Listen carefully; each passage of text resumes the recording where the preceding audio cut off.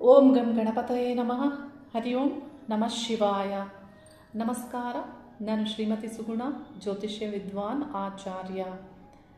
ಎಳ್ಳು ದೀಪವನ್ನು ಹಚ್ಚುವಾಗ ತೆಗೆದುಕೊಳ್ಳಬೇಕಾದಂತಹ ಎಚ್ಚರಿಕೆಗಳ ಬಗ್ಗೆ ತಿಳಿಸ್ತಾ ಇದ್ದೀನಿ. ಬಹಳ ಸಂದರ್ಭದಲ್ಲಿ ಕೆಲವರು ಎಚ್ಚರಿಕೆಗಳನ್ನು ತೆಗೆದುಕೊಳ್ಳುವುದಿಲ್ಲ. ಎಳ್ಳು ದೀಪವನ್ನು ಹಚ್ಚುವಾಗ ಎಚ್ಚರಿಕೆಗಳನ್ನು ತೆಗೆದುಕೊಳ್ಳಬೇಕು ಅನ್ನೋದನ್ನು ಶಾಸ್ತ್ರಗಳು ತಿಳಿಸುತ್ತೆ. ಎಳ್ಳು ದೀಪವನ್ನು ಹಚ್ಚುವುದು ಯಾಕೆ ನಮಗೆಲ್ಲ ತಿಳಿದಿದೆ. ಶನಿ ಗ್ರಹದ ಅಶುಭ ಫಲಗಳು, ಕಷ್ಟ ನಷ್ಟಗಳು, ಸಂಕಷ್ಟಗಳಿಂದ ತಪ್ಪಿಸಿಕೊಳ್ಳಲು ಎಳ್ಳು ದೀಪವನ್ನು ಹಚ್ಚಲಾಗುತ್ತೆ. ಯಾರಿಗೇ ಆದರೂ 7.7 ಅಂದರೆ ಜನ್ಮರಾಶಿಯಿಂದ ಹಿಂದಿನ ರಾಶಿಯಲ್ಲಿ, ಮುಂದಿನ ರಾಶಿಯಲ್ಲಿ, ಜನ್ಮರಾಶಿಯಲ್ಲಿ ಸಂಚರಿಸುವಾಗ ಅಥವಾ ಅರ್ಧಾಷ್ಟಮ ಶನಿ ಜನ್ಮರಾಶಿಯಿಂದ ಚತುರ್ಥದಲ್ಲಿ, ಪಂಚಮ ಶನಿ ಜನ್ಮರಾಶಿಯಿಂದ ಪಂಚಮದಲ್ಲಿ ಶನಿ ಮತ್ತು ಜನ್ಮರಾಶಿಯಿಂದ ಅಷ್ಟಮದಲ್ಲಿ ಶನಿ ಸಂಚಾರ, ಗೋಚಾರದಲ್ಲಿ ಶನಿಯು ಈ ರಾಶಿಗಳಲ್ಲಿ ಸಂಚಾರ ಆಗುವಾಗ, ಈ ಸ್ಥಾನಗಳಲ್ಲಿ ಸಂಚಾರ ಆಗುವಾಗ ಮತ್ತು ನಿಮಗೆ ಶನಿ ದಶೆ, ಶನಿ ಭುಕ್ತಿ ಕಾಲಗಳಲ್ಲಿ ಎಳ್ಳು ದೀಪವನ್ನು ಹಚ್ಚುವಂತಹ ಪರಿಹಾರವನ್ನು ನೀಡಲಾಗುತ್ತೆ. ಎಳ್ಳು ದೀಪವನ್ನು ಅಂದರೆ ಎಳ್ಳು ದೀಪ ಹೇಗೆ ಮಾಡ್ತಾರೆ ಅನ್ನೋದು ನಿಮಗೆ ತಿಳಿದಿದೆ.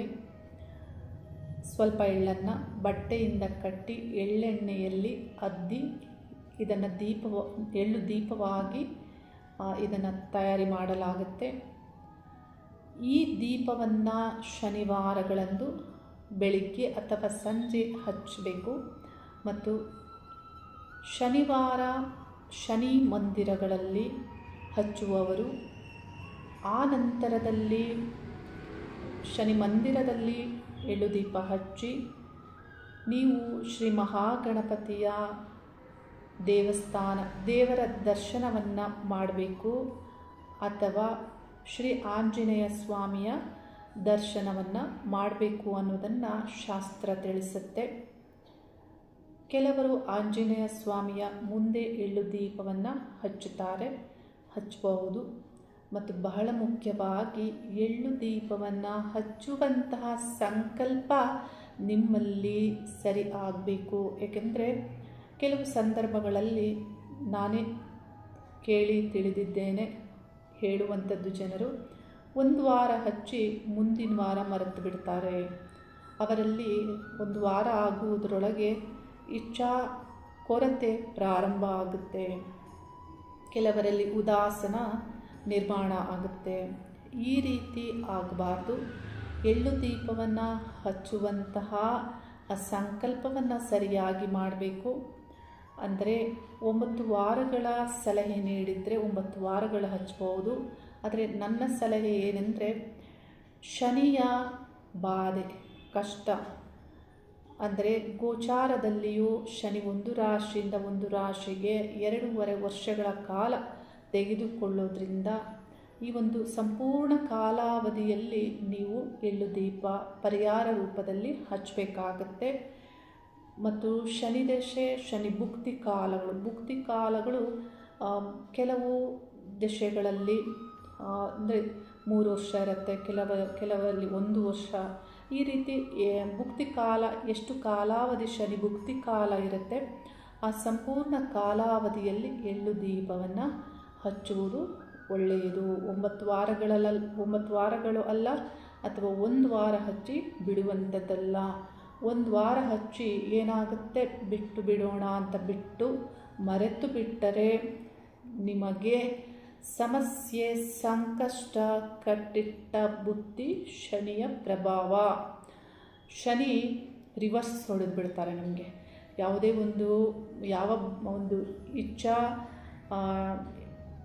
ಯಾವ ಇಚ್ಛೆಯಿಂದ ನೀವು ಹೋದ್ರಿ ಪರಿಹಾರ ಆಗಬೇಕು ಅಂತ, ಆದರೆ ಅದಕ್ಕೂ ಪರಿಹಾರ ಅಲ್ಲ, ಅದಕ್ಕೂ ಹೆಚ್ಚಿನ ಅಶುಭ ಫಲಗಳನ್ನು ಶನಿಗ್ರಹ ನೀಡ್ತಾರೆ.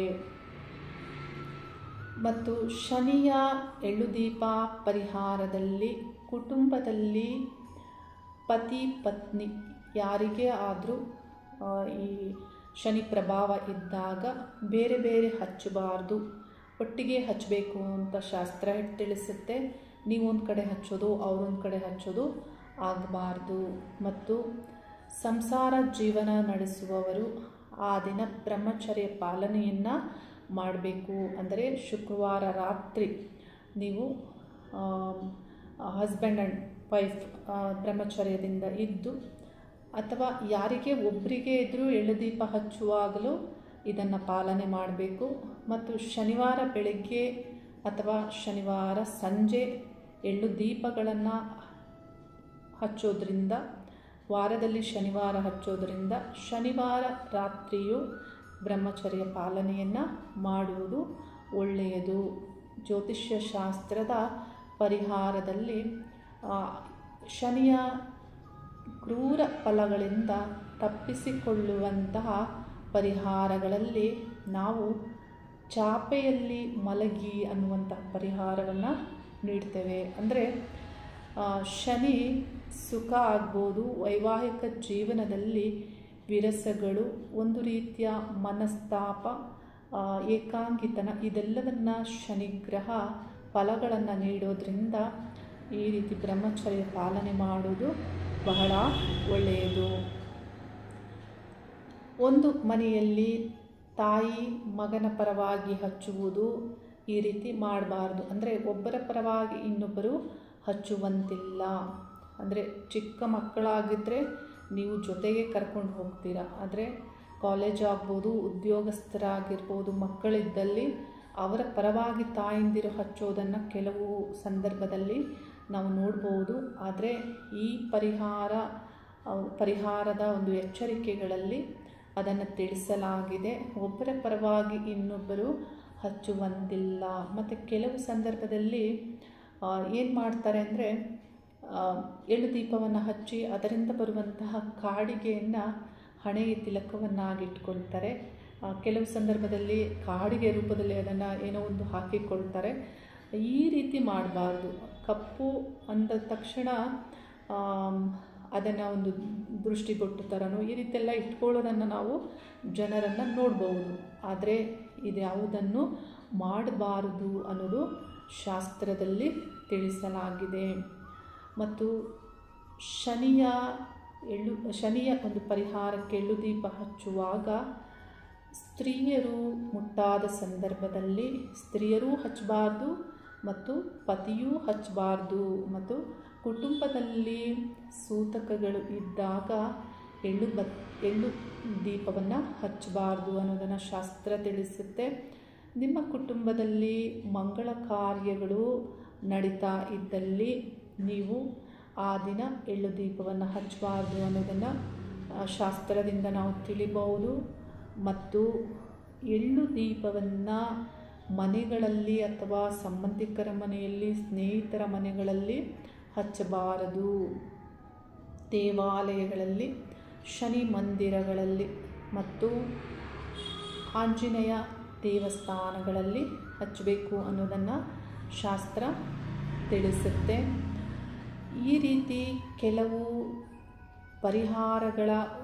ಪರಿಹಾರಗಳನ್ನು ಮಾಡುವಾಗ ಈ ಜಾಗೃತಿಗಳನ್ನು ನೀವು ತೆಗೆದುಕೊಳ್ಬೇಕಾಗತ್ತೆ. ಅದರಲ್ಲಿಯೂ ಶನಿ ಗ್ರಹಕ್ಕೆ ಸಂಬಂಧಪಟ್ಟಂತಹ ಪರಿಹಾರವನ್ನು ಮಾಡುವಾಗ ಹೆಚ್ಚು ಜಾಗೃತಿಯನ್ನು ನೀವು ತೆಗೆದುಕೊಳ್ಬೇಕಾಗುತ್ತೆ. ಮತ್ತು ನಿಮ್ಮ ಪ್ರಾರ್ಥನೆ ಸರಿಯಾಗಿರಬೇಕಾಗತ್ತೆ. ಪತಿ ಪತ್ನಿಗೆ ಇಬ್ಬರಿಗೂ ಶನಿಯ ಪ್ರಭಾವ, ಕಷ್ಟ ನಷ್ಟಗಳು ಆಗ್ತಾ ಇದ್ದರೆ, ನಿಮ್ಮ ಜನ್ಮ ಜಾತಕದಲ್ಲಿ ಈ ರೀತಿ ಫಲಗಳು ನಿಮಗೆ ಸಿಗ್ತಾ ಇದ್ದರೆ ಪತಿ ಪತ್ನಿ ಇಬ್ಬರೂ ಒಟ್ಟಿಗೆ ಸೇರಿ ಎಳ್ಳು ದೀಪವನ್ನು ಹಚ್ಚಿ ಪ್ರಾರ್ಥನೆಯನ್ನು ಮಾಡಬೇಕು ಅನ್ನೋದನ್ನು ಶಾಸ್ತ್ರ ತಿಳಿಸುತ್ತೆ. ಈ ರೀತಿ ಕೆಲವು ಜಾಗೃತಿಯನ್ನು ನೀವು ತೆಗೆದುಕೊಡ್ಬೇಕಾಗತ್ತೆ. ಅತಿಯಾದದ್ದನ್ನು ಏನೂ ಮಾಡಬೇಡಿ. ಅಂದರೆ ಅತಿಯಾದದ್ದನ್ನು ಏನೂ ಮಾಡಲಿಕ್ಕೆ ಹೋಗಿ ಏನೋ ನಿಮಗೆ ಆಗುವಂಥದ್ದು ಆಗುತ್ತೆ. ಶಿಸ್ತುಬದ್ಧವಾಗಿ ಈ ರೀತಿ ಎಚ್ಚರಿಕೆಗಳನ್ನು ತೆಗೆದುಕೊಂಡು ಮತ್ತು ಮನಸ್ಸಿನಿಂದ ನೀವು ಪ್ರಾರ್ಥನೆಯನ್ನು ಸರಿಯಾದ ರೀತಿಯಲ್ಲಿ ಮಾಡಿಕೊಂಡು ನೀವು ಎಳ್ಳು ಬತ್ತಿಯನ್ನು ದೀಪವನ್ನು ಹಚ್ಚೋದ್ರಿಂದ ನಿಮಗೆ ವಿಶೇಷವಾದಂತಹ ಶನಿಯ ಅನುಗ್ರಹ ನಿಮಗೆ ಸಿಗುತ್ತೆ. ಈ ರೀತಿ ಎಚ್ಚರಿಕೆಗಳನ್ನು ಎಳ್ಳು ದೀಪವನ್ನು ಹಚ್ಚುವಾಗ ಜಾಗೃತಿಯನ್ನು ತೆಗೆದುಕೊಳ್ಳಿ. ಪ್ರತಿ ಮನುಷ್ಯನಿಗೂ ಕಷ್ಟಗಳು ಮತ್ತು ಬದಲಾವಣೆಗಳು, ಜೀವನದಲ್ಲಿ ತಿರುವುಗಳು ಬಂದೇ ಬರುತ್ತೆ. ಈ ರೀತಿ ಬಂದಾಗ ನಾವು ಯಾವುದಾದ್ರೂ ಒಂದು ಮಾರ್ಗದ ಪರಿಹಾರವನ್ನು ನಾವು ಸಲಹೆಯಾಗಿ ತೆಗೆದುಕೊಂಡು ಇಂತೆಲ್ಲ ಒಂದು ಪಾಲನೆಗಳನ್ನು ಮಾಡ್ತೇವೆ, ಆಚರಣೆಗಳನ್ನು ಮಾಡ್ತೇವೆ. ಆದರೆ ಬಹಳಷ್ಟು ಪರಿಹಾರಗಳಿದೆ. ಮುಖ್ಯವಾಗಿ ನ್ಯಾಯ ಧರ್ಮದಿಂದ ಒಬ್ಬ ವ್ಯಕ್ತಿ ಜೀವನದಲ್ಲಿ ಸರಿಯಾದ ಕರ್ಮಗಳನ್ನು ಮಾಡ್ತಾ ಇದ್ದರೆ ಅಂಥವರಿಗೆ ಯಾವುದೇ ಕಷ್ಟಗಳು ಹೆಚ್ಚು ಬಾಧಿಸೋದಿಲ್ಲ. ಏಕೆಂದರೆ ಶನಿ ಗ್ರಹದ ಒಂದು ವಿಷಯಗಳಲ್ಲಿ ನಾವು ಬಹಳಷ್ಟು ವಿಷಯಗಳನ್ನು ನಾವು ತಿಳಿದುಕೊಳ್ಬೇಕಾಗುತ್ತೆ. ಫಲಾನುಫಲಗಳನ್ನು ನಿರ್ಣಯ ಮಾಡುವಾಗಲೂ, ಜನರಿಗೆ ಫಲಗಳನ್ನು ತಿಳಿಸುವಾಗಲೂ ಶನಿಯ ವಿಶೇಷವಾದಂತಹ ಒಂದು ಪರಿಶೀಲನೆಗಳನ್ನು ನಾವು ಪ್ರತಿಯೊಬ್ಬರ ಜನ್ಮಜಾತಕದಲ್ಲಿಯೂ ಪರಿಶೀಲಿಸಿ ಫಲಗಳನ್ನು ಹೇಳಬೇಕಾಗುತ್ತೆ. ಏಕೆಂದರೆ ಶನಿಗ್ರಹ ಅಂಥ ಫಲಗಳನ್ನು ನೀಡ್ತಾರೆ. ಶನಿ ಅಂದ ತಕ್ಷಣ ಬಹಳಷ್ಟು ಜನ ಭಯ ಪಟ್ಕೊಳ್ತಾರೆ. ಶನಿ ಭುಕ್ತಿ, ಶನಿ ಕಾಲ ಈ ರೀತಿ ಇದ್ದಾಗ ಭಯ ಪಟ್ಟುಕೊಳ್ತಾರೆ. ಭಯವನ್ನು ಪಡಬಾರದು. ಮನುಷ್ಯ ಭಯ ಪಡೋದ್ರಿಂದ ಏನೂ ಬದಲಾವಣೆ ಆಗೋದಿಲ್ಲ. ಯಾವಾಗ ನಿಮ್ಮ ಕೆಲಸ ಕಾರ್ಯಗಳು ಸರಿಯಾಗಿ ಇರುತ್ತೆ ಆವಾಗ ಭಯ ನಿಮ್ಮಲ್ಲಿ ನಿರ್ಮಾಣ ಆಗೋದಿಲ್ಲ. ಶನಿಯ ಫಲ ಹೇಗೆಂದರೆ, ಎಂದೋ ಮಾಡಿದಂತಹ ತಪ್ಪುಗಳು ಯಾವಾಗ ಈ ಶನಿಯ ಒಂದು ಕೆಟ್ಟ ಕಾಲ ನಿಮಗೆ ಪ್ರಾರಂಭ ಆಗುತ್ತೆ ಆವಾಗ ಅದು ಓಪನ್ ಆಗುತ್ತೆ. ಅಂದರೆ ಯಾರಿಗೋ ಎಂದೋ ಕೆಟ್ಟದ್ದು ಮಾಡಿದ್ದೀರ, ಅದರ ಫಲ ಇಲ್ಲಿ ಆರಂಭವಾಗುತ್ತೆ. ಬಹಳಷ್ಟು ಸಂದರ್ಭದಲ್ಲಿ ಈ ರೀತಿ ಜನರಿಗೆ ಆಗಿರುವುದನ್ನು ನಾವು ನೋಡ್ತೇವೆ. ಒಳ್ಳೆಯ ಕಾಲ ಇದ್ದಾಗ ಖಂಡಿತ ಒಬ್ಬ ಮನುಷ್ಯ ಕೆಟ್ಟದ್ದನ್ನು ಮಾಡಿ ತಪ್ಪಿಸಿಕೊಂಡಿರ್ತಾರೆ.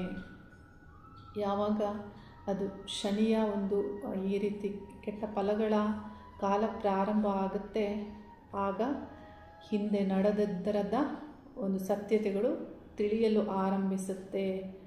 ಮನುಷ್ಯ ಎಷ್ಟೇ ಅಧಿಕಾರಿಯಾಗಲಿ, ರಾಜನಾಗಲಿ, ಮಂತ್ರಿಯಾಗಲಿ, ಜ್ಯೋತಿಷಿಯಾಗಲಿ, ಯಾರೇ ಆದರೂ ಯಾರನ್ನೂ ಬಿಡುವುದಿಲ್ಲ.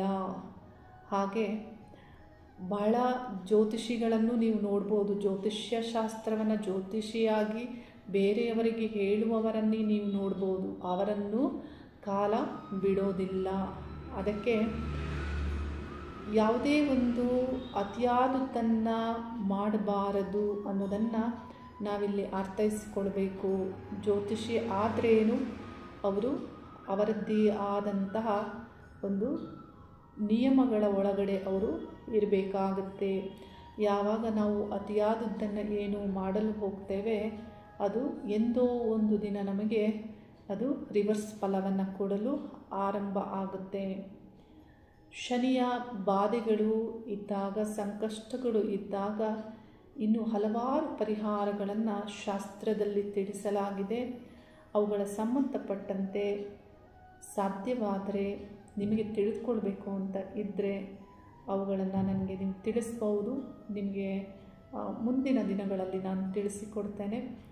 ಅದರ ಒಂದು ಪರಿಹಾರ ಯಾವ ರೀತಿ ಮಾಡ್ಕೋಬೇಕು ಅನ್ನೋದನ್ನು ಈ ಒಂದು ಎಚ್ಚರಿಕೆಗಳನ್ನು ತೆಗೆದುಕೊಂಡು ಎಳ್ಳು ದೀಪವನ್ನು ಹಚ್ಚಲು ನೀವು ಆರಂಭಿಸಿ, ಅಥವಾ ಹಚ್ಚುವವರಿಗೆ ಈ ಎಚ್ಚರಿಕೆಗಳನ್ನು ನೀವು ತಿಳಿಸಿ. ಇದರಿಂದ ನಿಮಗೆ ದೋಷಗಳು, ಸಂಕಷ್ಟಗಳು ಹೋಗಿ ಒಳ್ಳೆಯ ಫಲಗಳ ಪ್ರಾರಂಭ ಆಗಲಿ ಅನ್ನೋದನ್ನು ನಾನು ಶಿವನಾರಾಯಣರಲ್ಲಿ ಪ್ರಾರ್ಥನೆ ಮಾಡುತ್ತಾ ಶುಭವಾಗಲಿ. ಹರಿ ಓಂ ನಮಃ ಶಿವಾಯ.